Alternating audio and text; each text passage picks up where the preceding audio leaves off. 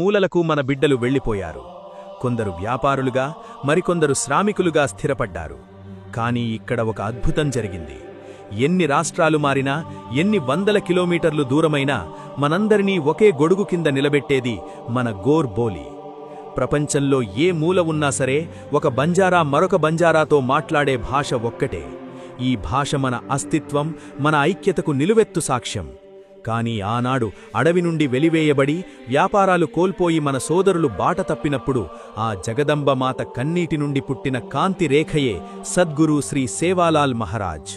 మన సేవాలాల్ మహారాజ్ పూర్వీకులు రాజస్థాన్ నుండి వలస వచ్చి అనంతపురం జిల్లా గుత్తి సమీపంలోని రామ్జీ నాయక్ తాండాలో స్థిరపడ్డారు. 1739 ఫిబ్రవరి 15న ఆదివారం రోజున భీమానాయక్ మరియు ధర్మణీ మాత దంపతులకు సేవాలాల్ జన్మించారు. చిన్నప్పటినుంచే ఆయనలో దైవత్వం ఉట్టిపడేది. 6 నెలల ప్రాయంలోనే కొండపైన చాముండేశ్వరీ దేవతామూర్తులతో, సాతీ భవానిలతో సేవాలాల్ ఆడుకునేవారట చరిత్ర చెబుతోంది. పెరిగి పెద్దవైన తర్వాత సేవాలాల్ ఆవులు కాసేవారు. అడవిలో ఏకాంతంగా మట్టితో రొట్టెలు చేసి భుజించేవారని చరిత్ర చెబుతోంది.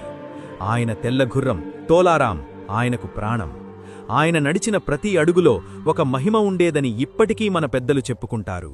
ఒకానొక సమయంలో జగదంబదేవి పరీక్ష పెట్టినప్పుడు మూగజీవుల బలికి బదులు